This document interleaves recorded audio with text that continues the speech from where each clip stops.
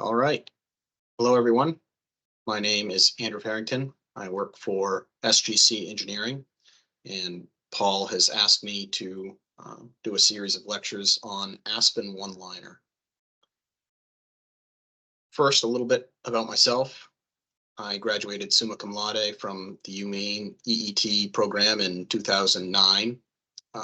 While I was working, I also studied at night and received a graduate certificate in power systems engineering in protection and controls from Worcester Polytechnical Institute in 2014. I started my career as a protection and control engineer at TRC from 2009 to 2015 before joining SGC as a senior electrical engineer. I also became a supervisor in 2020, and in 2022, I was promoted to principal electrical engineer. My expertise is primarily in protection and control design and relay settings and coordination studies, things of that nature. I've done other things in my time, but that's where most of my experience is. I've included my contact information so that you can get a hold of me to talk about ASPEN OneLiner or really anything, any other topic. I'm more than happy to help, so feel free to reach out. So what is ASPEN OneLiner? ASPEN is actually a company. A lot of people use ASPEN and ASPEN OneLiner kind of interchangeably because ASPEN OneLiner is the most common software that people are referring to when they are talking about ASPEN. But ASPEN is actually a company, and they have other software products that we'll touch briefly on during these lectures. But what we're going to be working on is ASPEN OneLiner. And ASPEN OneLiner is a software suite that is very helpful for protection engineers. It helps us do our job and makes some of the more time-consuming and tedious things that we have to do a lot easier and a lot faster. So what are we going to be talking about? First, we're going to talk about what we use ASPEN OneLiner for. Then we'll discuss how we use it, what are the basic functions, what are some tips and tricks that will help you in using the software. And then how do we model all of the different elements and pieces of equipment that we're going to need to model in order to use the software. And these first three topics are what we're going to cover today. Then the next lecture, we'll talk about how we model protective relays. Once we've got our network set up, how do we run faults and what the information that we get back when we run the fault means, and how do we check for coordination of different protective elements such as overcurrent relays and distance relays. How do we ensure that the equipment that we have in the model is going to be protected by the relaying. And then we'll touch on some other functions that are available, but that we don't use very often. At least I haven't used very often in my career, such as breaker ratings, power flow, arc flash, things of that nature. Please ask questions. Today's lecture is a recording because I'm actually out. I'm going to be fishing next week, so I will be not near a computer. But in future classes that will hopefully be live, feel free to interrupt me and ask questions. It's a lot less dull with more interaction. So, all right. Introduction to ASPEN OneLiner.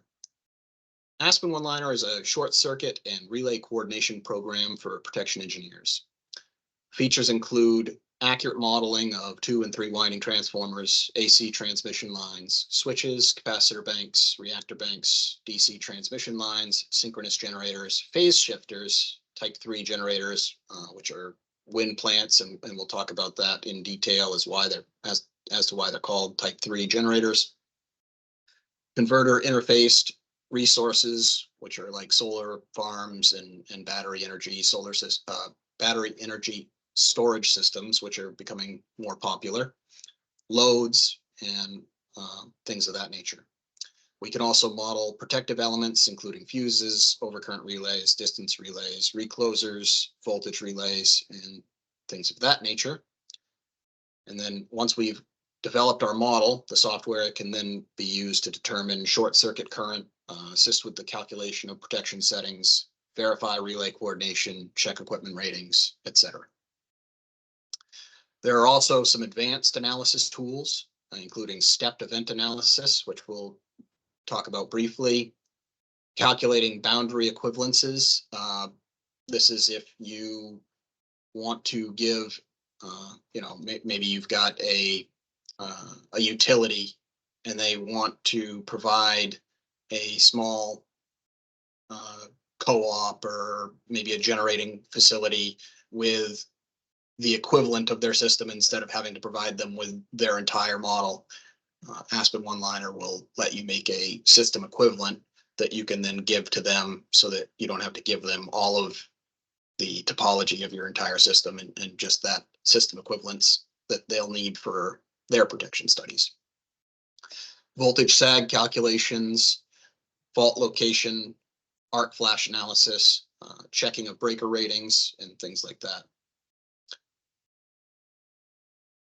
So what do we use ASPEN OneLiner for? As protection engineers, we primarily use ASPEN OneLiner for system modeling, short circuit analysis, calculating relay settings, and protection coordination studies. These are all things that are absolutely critical to the reliable operation of the power system.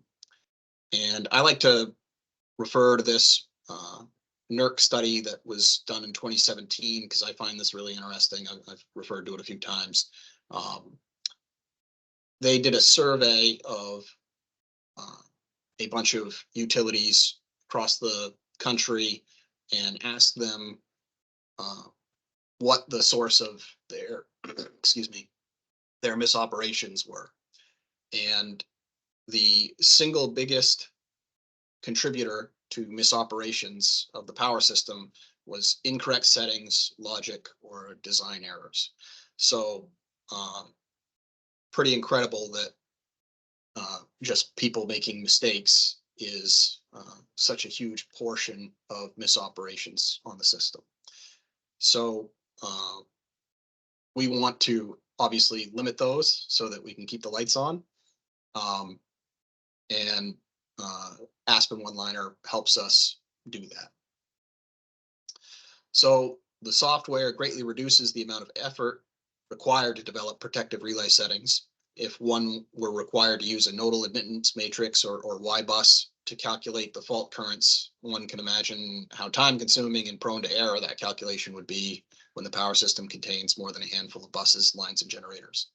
And I know you guys have gone over the admittance matrix, and it can be very, very cumbersome when you've got a lot of different lines and generators, and your matrix can get pretty big.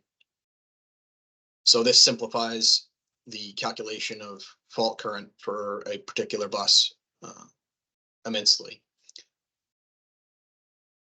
It also has the advantage of providing your branch currents for that fault. You know, the Y bus study can give you your fault current, but it doesn't conveniently provide the amount of current supplied by each source to that fault.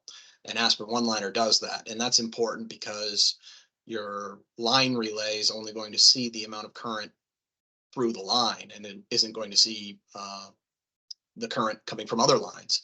And so in order to understand how the relay is going to operate, you need to know what that particular relaying is seeing for currents and voltages. We're going to be looking at the sample 20.OLR model, and I gave that to Paul last year. I'll give him another copy just to make sure he has it. I developed this model last year using the sample 30.OLR. That's just the OneLiner extension model that ASPEN OneLiner includes as kind of like a sample system. But I understand that the student license of ASPEN OneLiner doesn't allow more than 25 buses. So I I just kind of truncated it and made it 20. And I wanted it, I didn't want it to be right at the limit in case we wanted to add some buses and stuff uh, as we go through the lectures. So the interface for ASPEN OneLiner, I think, is fairly intuitive. It's a graphical one-line interface, and if you're familiar with Windows-based software, you should be able to figure it out pretty quickly. So here's the program. This is the model that we're going to be looking at.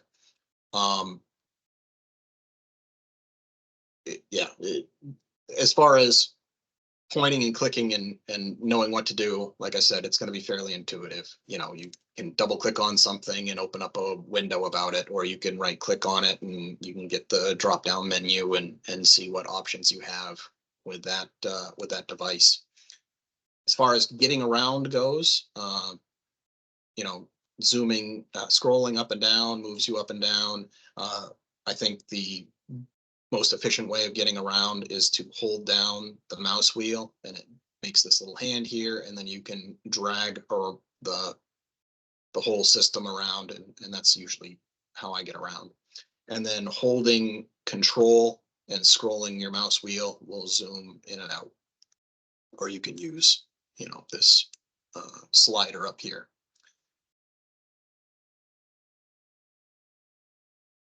Oh, yeah, right. I should show you how to show you how to open it. Yeah, this is a OneLiner file. All you have to do is double click it, or in the software, you can go ahead and hit the open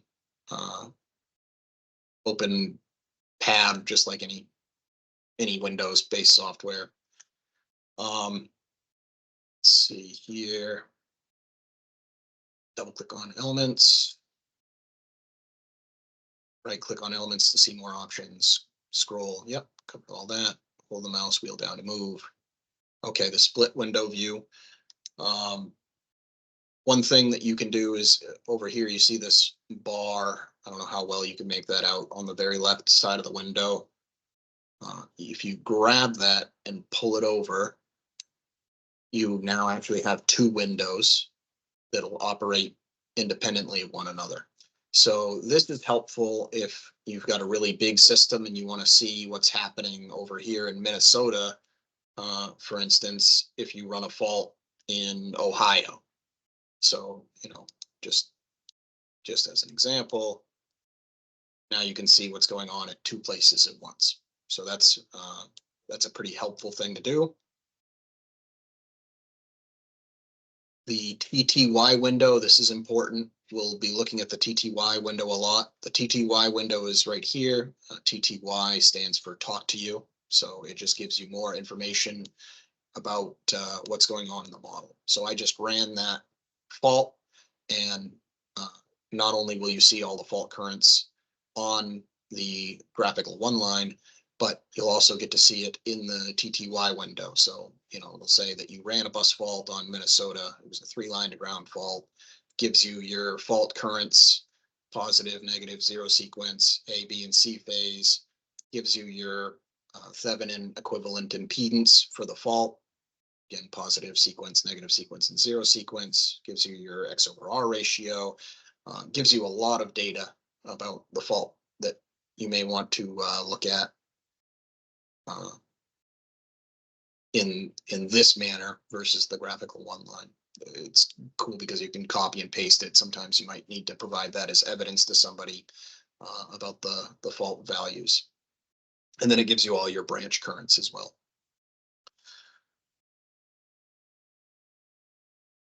The show hide device palette button, that is right here.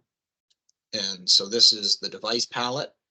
So I usually use the selection of different buses when I want to add a piece of equipment. Like I might, you know, if I want to add a line from here to there, I would select one bus, hold shift, select the other, and then you can right click and add, you know, a new line or a transformer or a switch or whatever between those two devices. The other thing that you can do is use the device palette. So this would be a new line. So now you can click on one bus. Oops.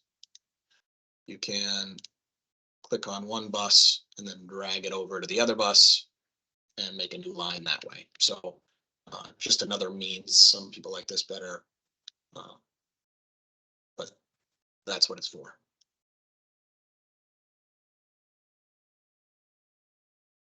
The data browser is this button here. The data browser provides basically all of the information about the model and the equipment in it that you could possibly want to know. So if you want to find a specific load, you can click on the loads and then it'll list out all of the loads in the model, and then you can double click on one and locate it on the one line, or you can see information about it. Different breakers. I mean, you get the idea. If you want to find something, you can use the data browser to find it. So show on one line, locate selected item. There it is. There's the fuse you're looking for. So that's a cool tool, especially if you're looking at a very large one-liner model. Keyboard shortcuts. Some of the most helpful ones, I and O will take equipment or put equipment in service or take it out of service. So if I select this line and use the O key on my keyboard, it'll now be dashed. That took that piece of equipment out. If I want to put back in, I select it and press I. F will specify a classical fault. So if I want to run a fault on a bus, I can click on the bus and press S, and then it'll give me the different options for faults that I can run there. E will take you to the other end of a line. So say we're here at Florida and this line is going off the screen, so I can't see where the other bus is and I don't want to have to chase it down. You can select the line and then hit E and it'll take you directly to the other end of the line. So you can go back and forth quickly. Again, helpful if you've got a really big model with lines stretched all over the place. F is the find tool, so you can find a bus. So if you're looking for a specific bus, you can hit F and start typing. So like Florida, and then it'll take you to that particular bus. P is the stepped event analysis tool. It's similar to the specifying a classical fault. The classical fault will run just one fault and give you the reaction of all relays to that fault without considering what those relays may do. What I mean by that is if you had a fault on this line, you must know that the line protection is going to see that and then trip this breaker. You may have generator protection that sees that fault and then trips that generator. If you just run the fault, the ASPEN OneLiner will tell you how long it will take for this relay to trip this breaker, and it will tell you how long it'll take this generator relay to trip the generator breaker. But if you do the stepped event analysis, what it'll do is say the line relay would be the first to operate in, I don't know, 30 cycles. After 30 cycles, it knows that that line relay has tripped and it will open the breaker, and then it will adjust the amount of current that the generator relay sees. Maybe it goes up, maybe it goes down. It depends on, where the fault is and what's happening. But with this breaker open, it will now change what parameters, what currents and voltages that relay is seeing, and determine how long it will take the generator relay to trip after this is opened. And so if when you used a classical fault, this line relay was going to trip in 30 cycles and this was going to trip in 60 cycles, well, now after 30 cycles, this opens, and now it only takes 15 more cycles for the generator to trip because the fault current went up, just as an example. So now you get a more realistic view of what would actually happen in the real world scenario. This generator relay is probably going to trip in 45 cycles because it's going to only take 15 cycles after the line relay trips. So that's the stepped event analysis. Again, the short, it was kind of a long explanation for the hotkey. The hotkey is T, and then you can do the stepped event analysis, what type of fault you want, and then which protective devices you want ASPEN OneLiner to consider in the stepped event analysis. So really cool tool. Check network anomalies. This one's really important. So once you've built your model, how do you know it's right? Well, hopefully you have somebody else check your model for you. You do a quality assurance check and make sure that it's right. But also ASPEN OneLiner has the ability to kind of self-diagnose issues. So if you go to the check tab and go to network anomalies, you're provided with a series of things that you can have ASPEN OneLiner check for. So the most common modeling mistakes that I see are transformers with the wrong phasing, and we're gonna cover this ad nauseum so that you guys don't ever make that mistake. And then generators with the wrong reference angle. Those are the two that I see trip people up the most. So if we run those checks, it'll open up the TTY window, and then if there was something wrong with the model, it would list that here. So you can see it says transformers with wrong phasing, and then there's nothing here. Generators with the wrong reference angle, and then it gives you the reference bus, happens to be the Kansas 132 kV bus, and there are no generators with the wrong reference angle. So that's it. We'll talk about the generator reference angle a little bit more when we talk about generator modeling generators. So we'll come back to that. And then same thing with transformers with the wrong phase shift. So the phaser windows, these are really cool. So say we run a fault on a line,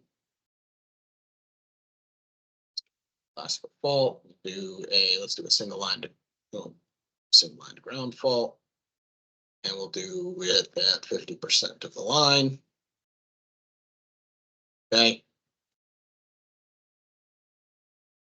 So this here is kind of what it shows you when you run a fault. This is the fault current, 1054 amps from this terminal. This is the total amount of fault current.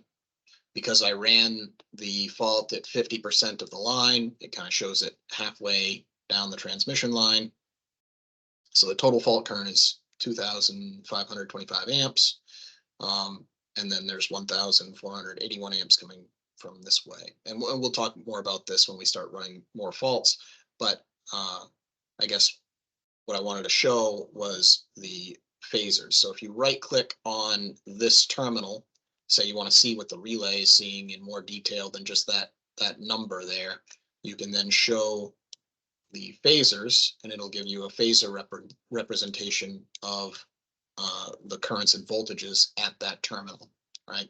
So you can change to seeing the sequence voltages and sequence currents, or you can do the phase currents and phase voltages, and so it gives you kind of a graphical view. And this is pretty cool. So you can see that the A voltage sagged because we faulted the A phase, and then you've got A phase fault current, no B or C fault current because only the A phase is faulted. So pretty cool. Copying and pasting of parameters. So you can use the hotkeys Control C and Control V to copy and paste. So say you wanted to add another transformer from here to here, and you're going to have the same parameters as that. You can model a new 2-winding transformer, and then you can copy and then paste, or you can use Control-C and Control-V. It will overwrite the parameters of this new transformer you just made with the parameters from this one. So that helps you if you're modeling a wind farm with 35 wind turbines that are all the same, you can copy and paste those, and that's helpful. Okay, useful references. The help in ASPEN OneLiner is very, very good. Just going to help, and then OneLiner help contents. A lot of good information in here. I find myself referring to this often. You can also, if you're trying to model something specific, like maybe you want to know how to model a transmission line, and because you have a homework problem on it,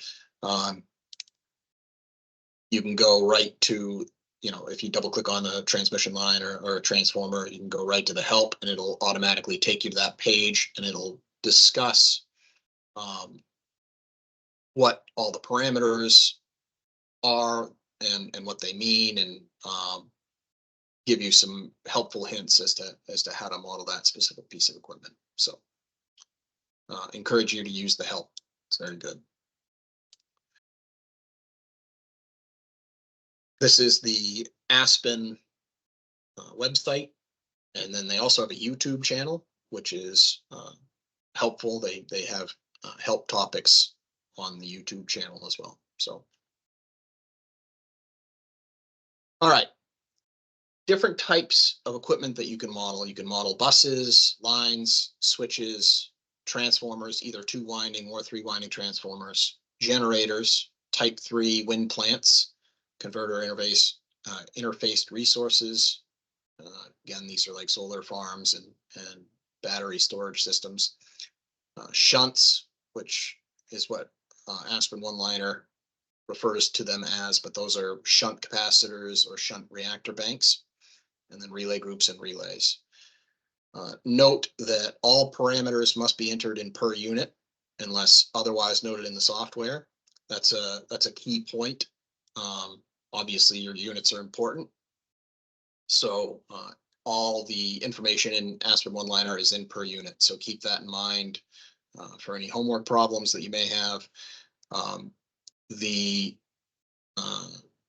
MVA base is almost always 100 MVA, the S base. You can find that for sure if you go to network options. It says system MVA base is 100.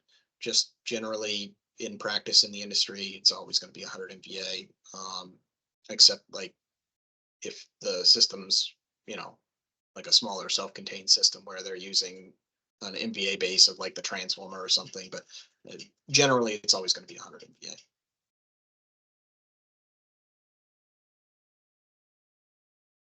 But you're going to want to check that in your particular ASPEN OneLiner model, because if you assume it's 100 MVA and it's not, your model's not going to be very accurate. So just be aware of that.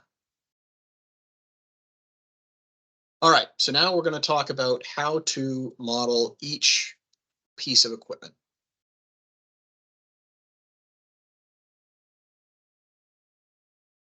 Modeling buses. Buses are essential to modeling any other piece of equipment because you can't just start by modeling a line. The line has to connect two buses. Same thing with a transformer. So you always have to start with your buses. So if you right click somewhere on the model, you can do new bus, and you can give it a name, whatever you want to name it. The nominal KV, this is important because once you create a bus, you cannot change the nominal KV. So you're going to want to make sure that you get that right. If it's wrong and you need to change the bus voltage, you're going to have to make a new one, and then you're going to have to delete all of the equipment that's connected to the bus and reconnect it to the new one. So make sure you get the nominal KV right. There's no going back. The bus number area number and zone number are arbitrary. They're in here to help you organize your Aspen one-liner model. So say you have a model of all of the UMain system. You might have an area number associated with Barrows and one associated with the Union, and then a zone might be a room in there or something. You know, you can assign them whatever you like. It's not important. Uh, it's just there for organizational purposes.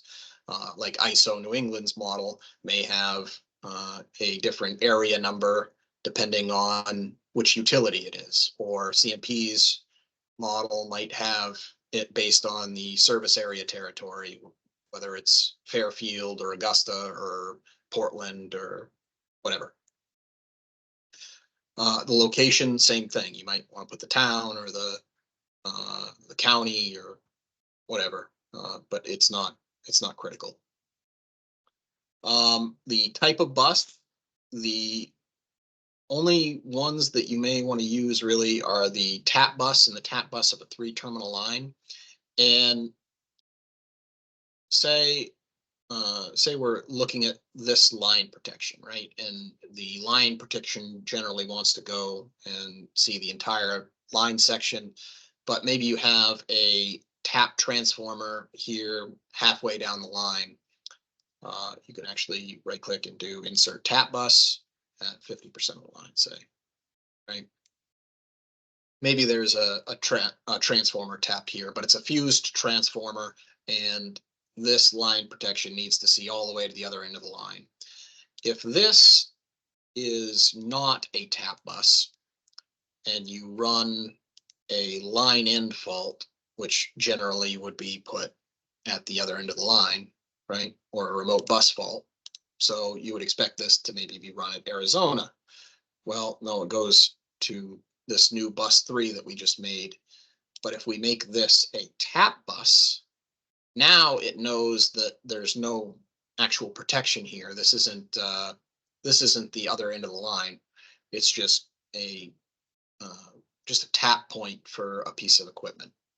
So now if we do a remote bus fault, it skips that tap bus and runs your fault at Arizona. So that's a pretty useful tool. I like to use the tap buses because it makes it more intuitive. If you know that there's no protection there, it's not the actual other end of the line, it's good to know. So you can also make it a tap bus of a 3-terminal line. So if you had another line coming in, now you've got three terminals. You can specify that as with your tap bus. You can change how you want the tap bus to be displayed: vertical bar, horizontal bar, or dot. You might want the dot if it's, you know, just a 3-terminal line node or something like that. You might want to model it as a dot. All right.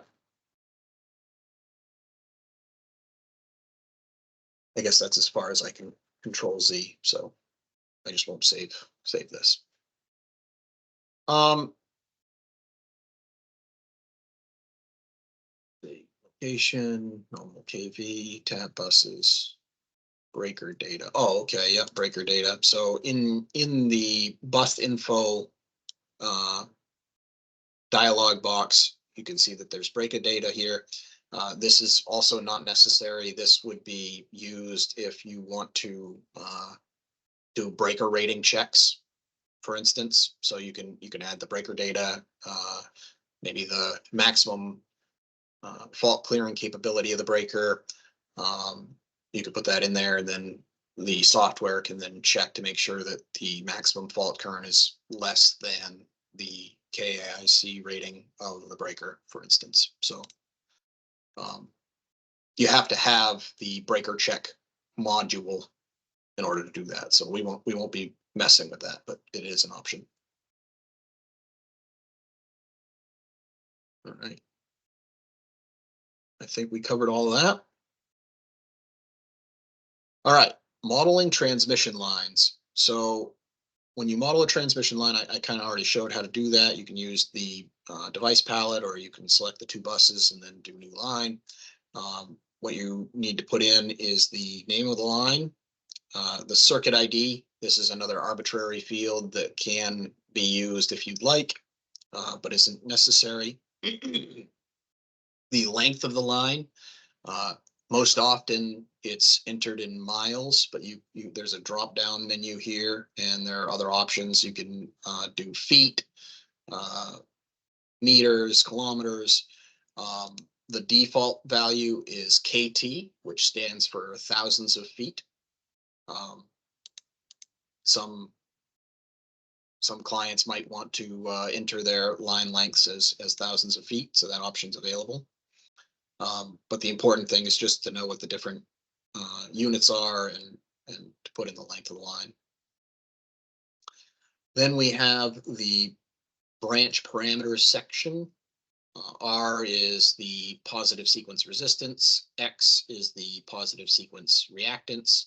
R0 is the zero sequence resistance, zero sequence reactance. Those are pretty self-explanatory. Again, this has to be entered in per unit. The positive sequence susceptance. I understand that you guys are familiar with the pi method of modeling transmission lines. So this is where that comes into play in ASPEN OneLiner.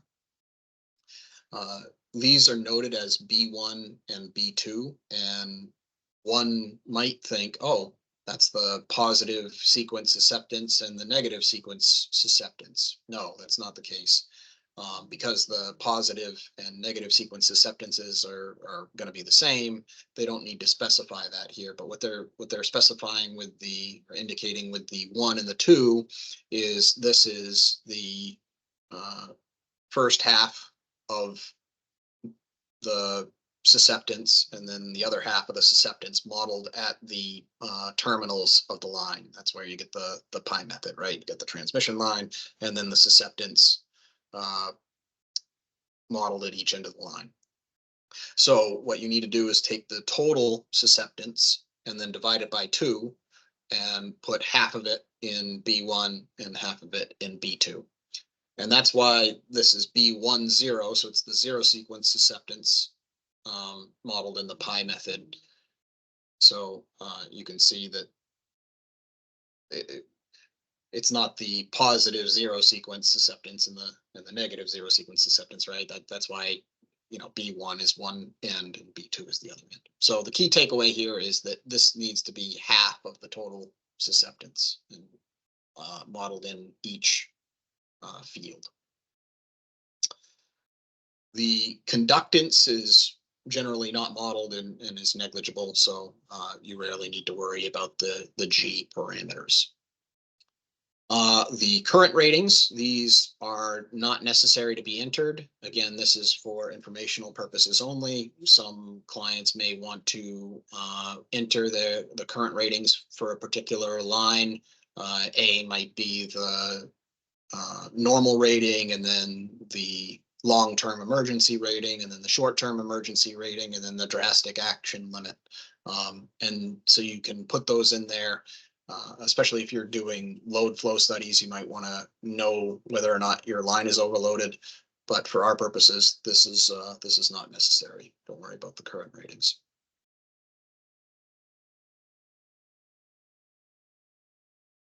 Modeling lines. The other thing with transmission lines is the zero sequence mutual coupling. I think you guys have at least touched on this in your classes. This is quite a,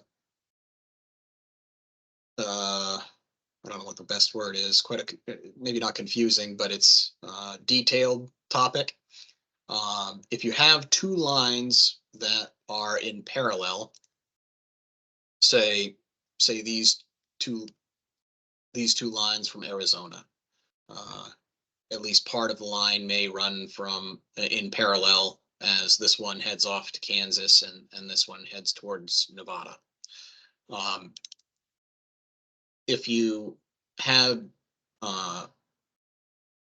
mutual impedances between the two. I can right click, I can hold shift and click both of these, and then right click and do new mutual coupling pair. And that brings up this mutual pair information window. And this is where you would model your mutual impedances. So what is a zero sequence mutual coupling pair? Well, when two lines are run close together, say on like a double circuit tower like this, you might have one line over here and then another line over here. And when the currents are balanced, the electromagnetic fields produced by each phase have the tendency to cancel each other out for each of the lines, right? So because the A, B, and C currents are 120 degrees out of phase with each other, and if the currents are relatively balanced, then the magnetic fields are going to tend to cancel each other out such that they don't interact much in the positive sequence domain with the other line that is sharing the tower. This changes though when you have a single line to ground fault, because the zero sequence currents in each phase are additive, because they're all in the same magnitude and in the same phase. So instead of canceling each other out, now they add together and they can exert an electromagnetic field on the other parallel line. And because of the right hand rule, that will actually induce a current in the opposite direction in the other transmission line. So this, you wouldn't think, or at least it was a surprise to me when I first learned about this, how much of an impact that can actually have on the unfaulted transmission line. And there have been many studies done by utilities about this. And there are now requirements from ISO New England about considering mutually coupled lines at 115 kV and above.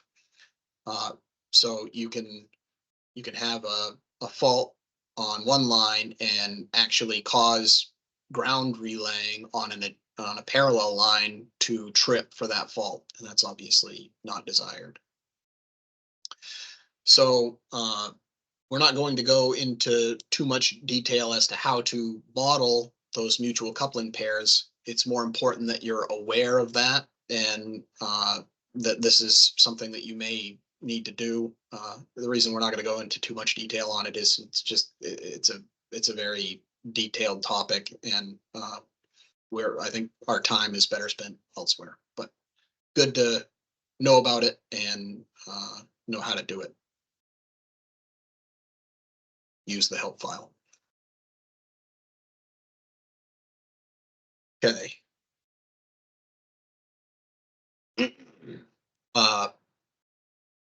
Like I said, I wrote down how you would do this. I guess just to briefly cover it. If you're looking at two lines that are mutually coupled, this is actually a really easy one, because presumably the lines are in parallel 100% of the way from Texas to Tennessee, because they both start at the same bus and they both end at the same bus. So the entries for this would be pretty simple. Line 1, that's this line, is in parallel from 0 to 100%, and so is line 2. And they're in the same orientation. They both say start at Texas and then go to Tennessee. Okay. Now, if instead of Texas to Tennessee, say these two right here, maybe it's Tennessee to Vermont. Okay, and we can pretend that this is a say a real representation of how the lines are physically constructed. So if we wanted to mutually couple these two lines,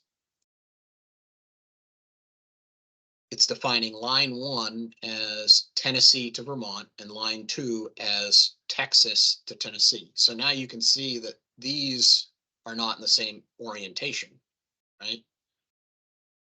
Physically, they both start at Tennessee, one goes to Vermont and the other goes to Texas. So what you'd want to do is swap the ends so that they're both from starting at Tennessee and going to Vermont. And then the line from Tennessee to Vermont is in parallel, looks like maybe what, half of that length is in parallel with this line. And since they're both starting at Tennessee, that would be 0%. So Tennessee to Vermont is in parallel from 0 to 50% of the line. Okay. And then maybe that's only like 30% of the overall line length of Tennessee to Texas. So you do 0 to 30%. Okay. And then this is your mutual resistance, and then your mutual reactance, which you would get from a transmission line impedance calculation software like ASPEN line database or ASPEN line constants or PLS CAD or something of that nature.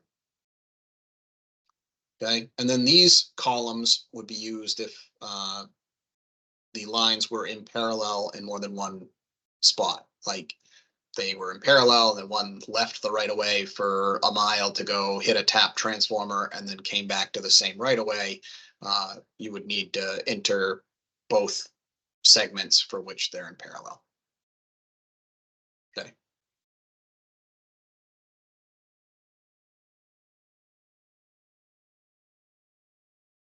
Now, when modeling transmission lines, one might ask, well, where do we get the data?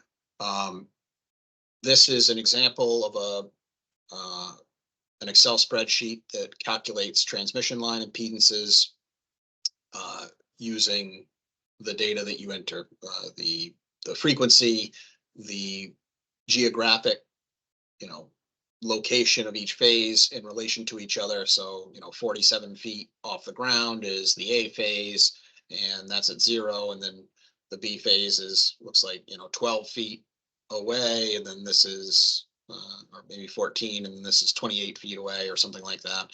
So you kind of make a graphical sketch of your transmission line cross section, and then you can get the impedance, the self-impedance data. This would be the 0 sequence impedance in ohms, so you'd have to convert it to per unit if you wanted to model it in OneLiner.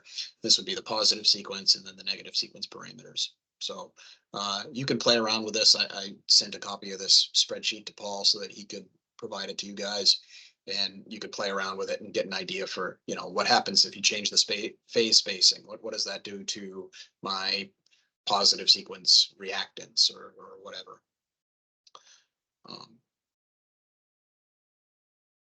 Okay, modeling switches.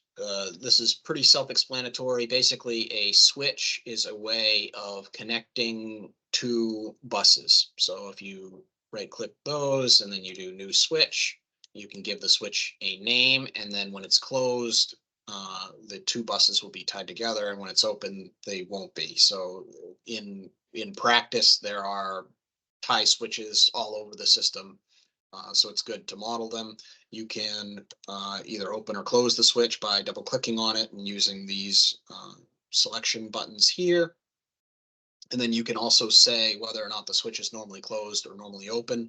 This is something that they actually added. I really like this because sometimes you just see the switch in the model and you go, okay, well, is it normally open or is it normally closed? Because I need to consider it probably in both states, but I want to know, which one is a contingency and which one is just a normal operating condition of the switch. And you can also, I think if you go to network, you can reset all switches to the normal state. So that's a cool tool. So I'm glad they added that. Again, the current rating, is just for informational purposes only. You don't need to worry about that. Two winding transformers. I wonder, is there a way to see how long I've been recording? I start.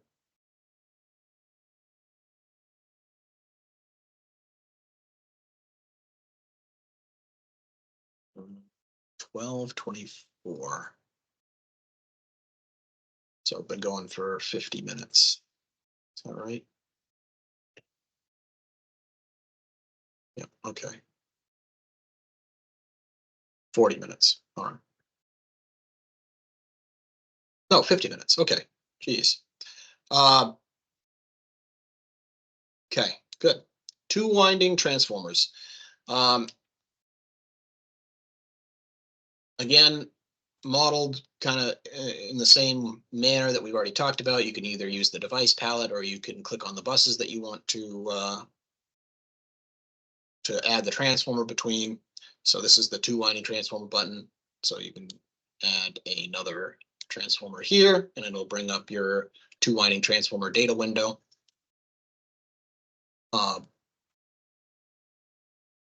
The name of the transformer, self-explanatory. Circuit ID, again, that's just for organizational purposes and isn't required. The MVA ratings, these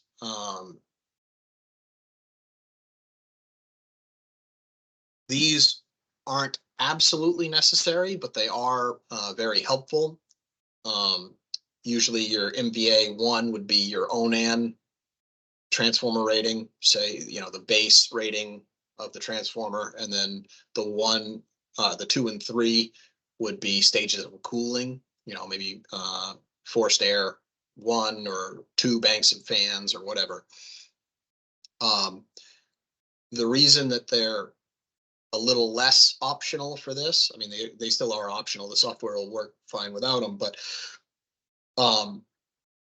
it's really nice to know what the base MVA rating of the transformer is for somebody that's coming by later to look at your model, because they may want to double check the accuracy of your model. Say it's a 20 MVA transformer and you've modeled it at 100 MVA. Well, they can change the rating of the transformer to 20 MVA, which is what the nameplate should be, and then see if your resistance and reactance values look appropriate. When you add a transformer damage curve, which we'll talk about later, it's also important for that because the software models the damage curve based on this MVA 1 rating. So this one's kind of important. Again, not 100% necessary, but it's definitely good to have that in here. The MVA base for the per unit quantities. This is kind of a cool tool here. So ASPEN didn't follow my advice here, so they didn't put that in. But let's see, 0.25. So I'm going to say this is a 25 MVA transformer. If I want to check to see if the RNX values are appropriate, like I was just talking about, I can change the per unit quantity base from 100 MVA, which is our MVA base for our entire system, and I can change it to the base of this transformer. And then it'll ask, do you want to convert the transformer's impedances to the new MVA base? And you say, yes. And so now it converted these to the MVA base of the transformer, and I can see that that's a 6.4% Z transformer. Okay, and now I can compare that to my nameplate and say, okay, well, did they model this wrong or what? So that's a really helpful tool. So then you could change it back and back to the system MVA base, and yes, and then it'll convert it. Now, it doesn't matter what this, if you say yes, convert it, it doesn't really matter what this is at, right? Because the two impedances are equivalent.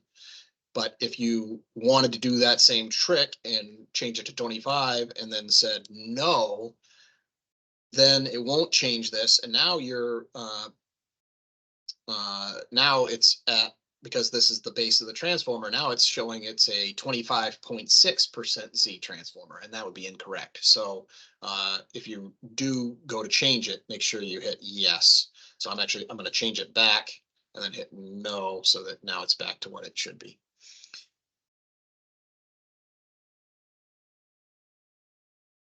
So anyway, this is a cool tool. Mess around with that. It's useful. The winding configuration. This is super important. And I'm going to hammer this over all of the lectures that I do, how important this transformer winding configuration is. And I know that Paul has talked about the different transformer types and the different configurations. But when we're modeling them in ASPEN OneLiner, they're absolutely critical to get correct, because the winding configuration makes all the difference in the world as to the accuracy of your model and the fault currents and the relaying responses to your system. So absolutely needs to be right. So this transformer is a delta Y transformer. This nomenclature, last year, Paul said that you guys hadn't really been introduced to that you know about the phase shifts through the transformer, but that you weren't familiar with the clock nomenclature. So I'm going to go over that, and we'll talk about it more, especially in the transformer relaying lectures as well. But if you take 360 degrees and divide it by 12, well, you get the clock, right? And there are 12 different possible phase shifts, because each phase shift option is 30 degrees apart, right? So if we kind of think about a clock, at the top is 12, or it's often also referred to as 0. It's either 12 or 0. That's what they call it. A DY1 transformer is what that transformer was in OneLiner. So it's DY1. What this means, the uppercase letter refers to the high voltage windings, and then the lowercase letter refers to the low voltage winding. So it's a high voltage delta, low voltage Y winding transformer. And then the 1 after the Y gives you the relationship of the Y winding as compared to the delta winding. Okay. So because this is a 1, what it's saying is that the Y winding is at 1 o'clock, right? Which means, because this is going to rotate counterclockwise, that the Y winding lags the delta winding by 30 degrees. That's what this is saying. So another option might be DY11, and these are the two most common. And DY11 means that the Y winding, the low voltage winding, is at 11 o'clock, which means that it leads the high voltage winding by 30 degrees. Okay. So this is absolutely critical. You need to know it. We're going to go over it more, but really you need to pay attention to this, and it'll certainly be on the homework multiple times. So you need to get your winding configuration right. So there are several options in here. You can do a YY transformer with different options for how the neutrals are grounded or not. An auto transformer, 2-winding auto transformer. A Y delta transformer or a delta Y, and this will depend on whether or not the delta leads or lags. So DY1 or DY11, right?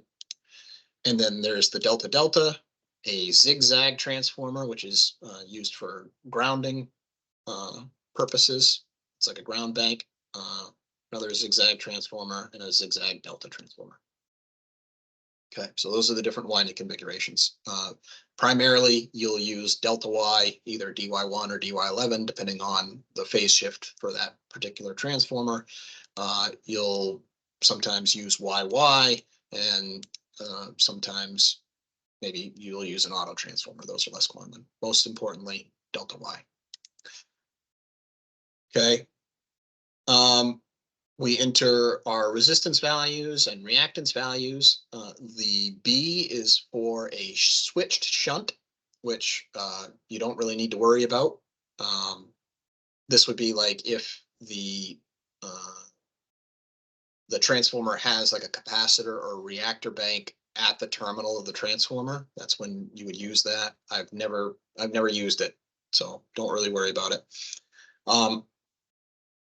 The tap KV, this can differ from your actual bus voltage. So sometimes the transformer ratings might not exactly line up with the nominal bus voltage. So this is a 33 kV bus, for instance. Okay, but they did have a tap KV of 33. But your transformer may have like a no load tap changer that is going to give you other options than the nominal system voltage, right? So you want this tap KV to match as closely as possible to the actual no load tap or load tap, or if you don't have one, the nameplate voltage rating for your particular transformer. Don't just go off of the bus voltage, because changing the tap KV will change the turns ratio that it uses for fault analysis, which changes your fault current. So it's important to make sure that that matches as closely as possible. Let's see here.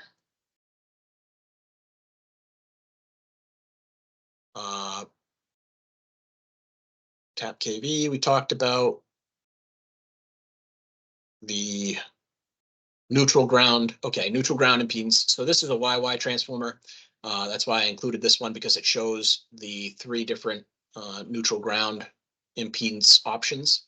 So you can see here that this is 1, 2, and N. So this would be the impedance of whatever is here. This would be the impedance of whatever is here, and this would be the impedance of whatever is here. Because basically, maybe this is not grounded, okay?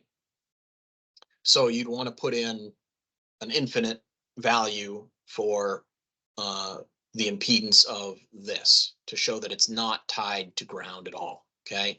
And so OneLiner tells you when it's not grounded, enter 1.0 E plus 8 in the appropriate field. So if this winding is ungrounded, we would enter 1.0 E plus 8 here and here. And then maybe this winding is grounded. So we might enter, but maybe it's solidly grounded. So there's no impedance for either of these. Or maybe it's got a 1 ohm resistor for whatever reason, right? And this, like I said, you always enter it in per unit unless it specifies otherwise. You can see that it actually specifies ohms here for the neutral grounding impedance. So you might put in 1 as the R value to show the 1 ohm grounding resistor for this winding. Okay, so that's how that comes into play. Usually it's either going to be ungrounded or grounded solidly, but you may have for the purposes of knocking down fault current in industrial applications, sometimes you'll have a neutral grounding impedance, either a reactor or resistor. The swap sides button, that's really important. So we could only select the delta Y or the Y, or, you know, it was delta Y, but it just changed the vector diagram here. It's dy1 or dy11. Well, what happens if it's actually a high voltage Y and a low voltage delta? Well, that's the swap sides button. So now it changes it from dy1 to yd1, right? So now the high voltage winding is a Y and the low voltage is a delta, okay? And then the low voltage still lags the high voltage by 30 degrees. But that's how you do that. So you swap sides, okay?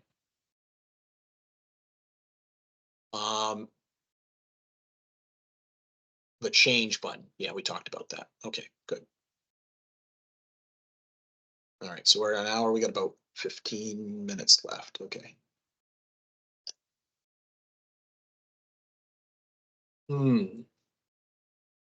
Okay, this is taking me longer than I thought it would.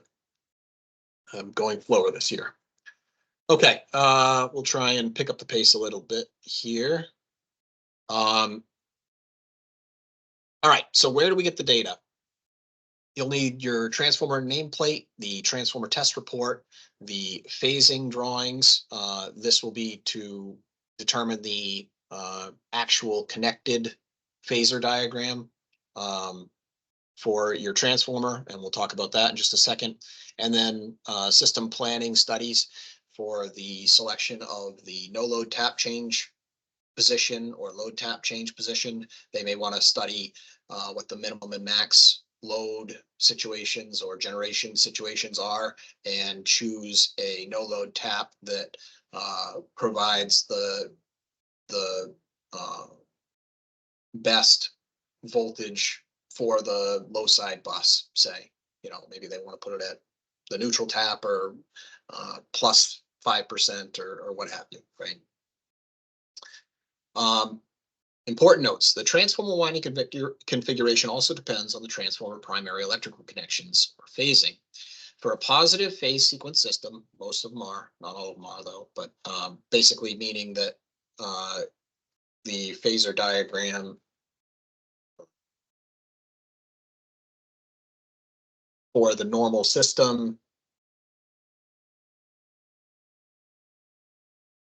right, is A or 1,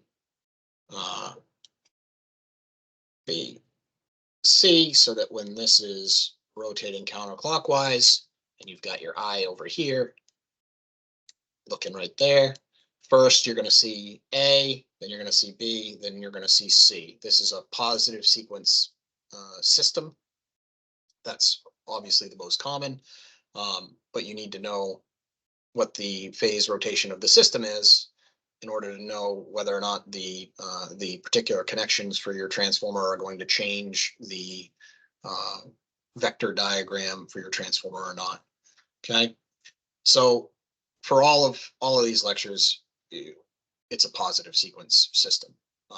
You can actually change that in OneLiner though. I think it's final preferences somewhere in here.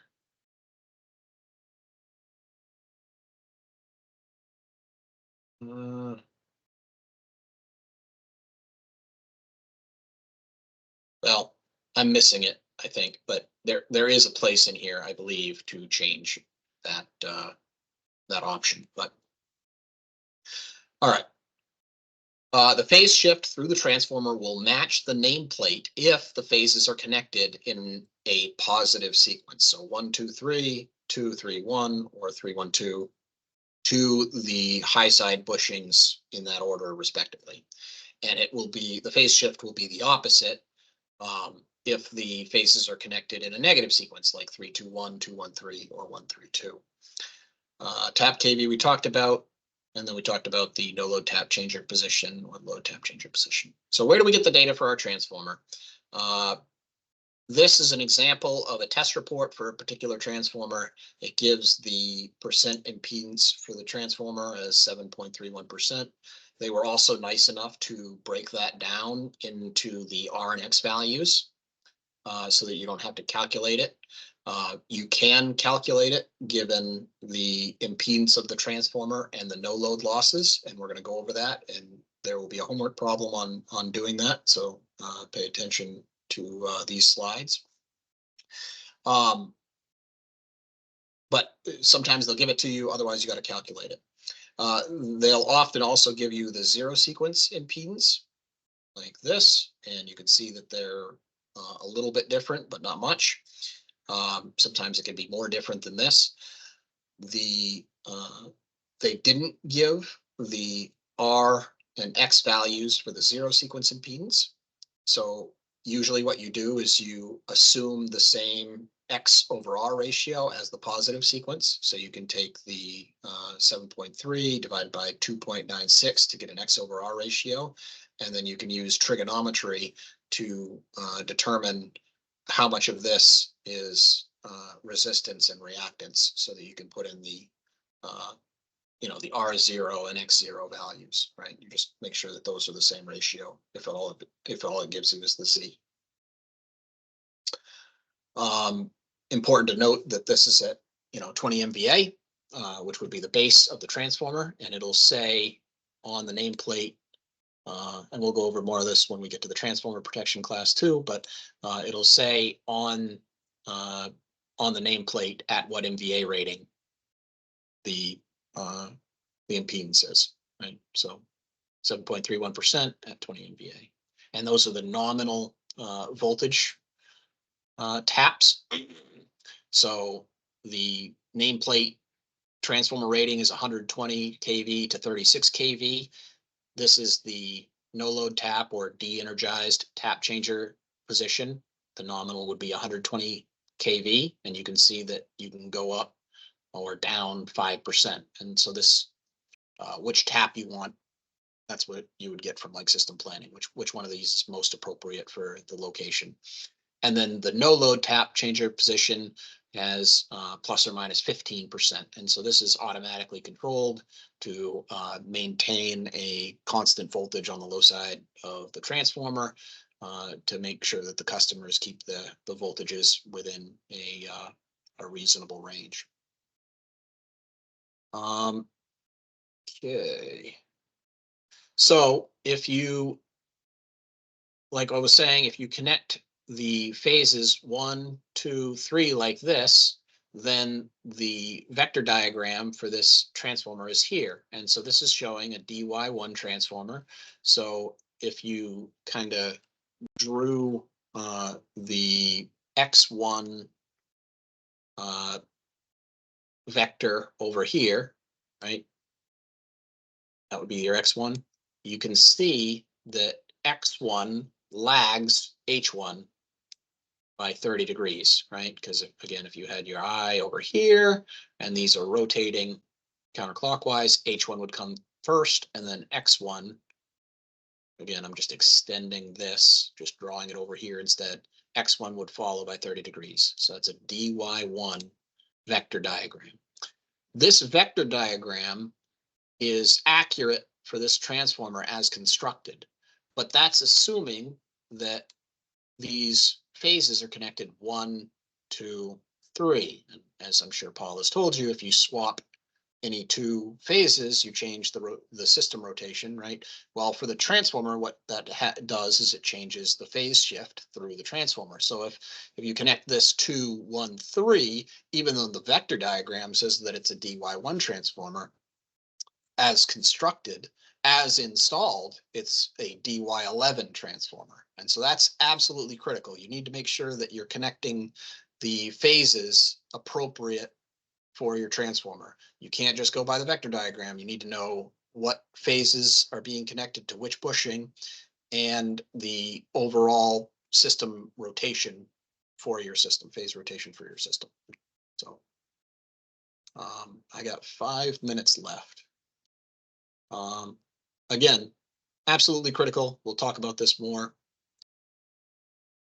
Let's see if I can get through 3 winding transformers. I'm gonna have to really cruise here, and hopefully if you guys have questions on this, we can discuss them during the next lecture. 3 winding transformers, name, MVA, all kind of the same stuff.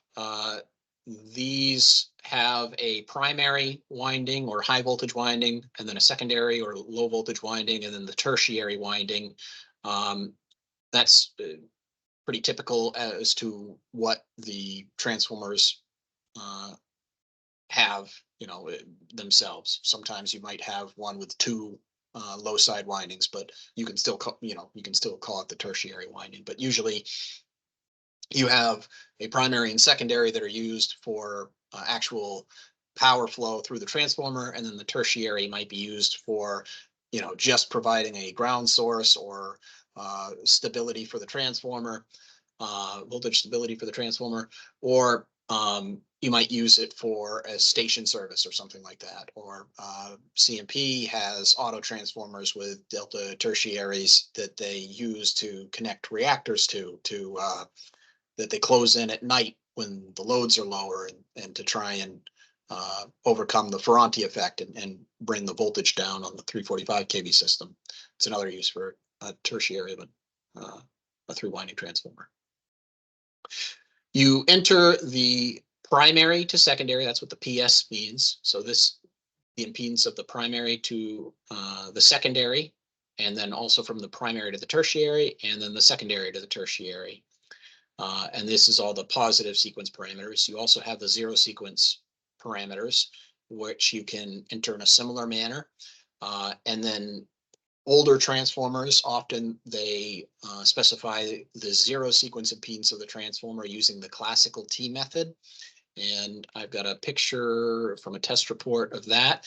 This particular transformer test report actually provided both. So these are the zero sequence primary set to secondary values, and primary to tertiary and secondary to tertiary values.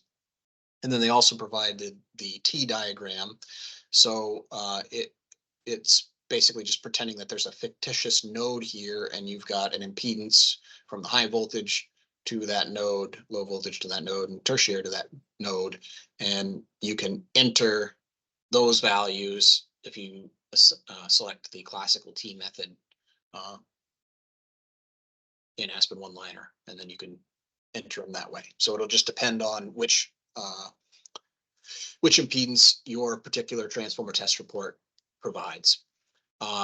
If you don't have the zero sequence values, when you have a three-winding transformer, you can actually use this estimate from positive sequence parameters button, and then it will estimate your zero sequence parameters based on the positive sequence parameters. And so that's kind of a handy tool if you don't have the zero sequence parameters, because for two-winding transformers, you can generally just assume that the zero sequence impedance is the same as the positive sequence impedance, and that'll get you in the ballpark.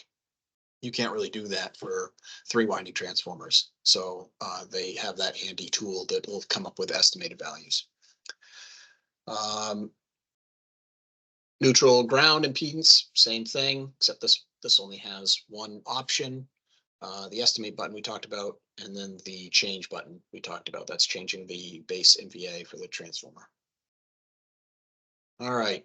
I think I'm out of time. Yeah, I am. Okay, well, I'll have to stop there. So next time we'll talk about how to model, or where we get the data for three-winding transformers, and we'll talk about how to calculate a resistance and reactance value if you're only provided with the %Z of a particular transformer. So, all right, well, thank you. Again, feel free to reach out, and have a great week, and talk to you in a couple weeks. Thanks.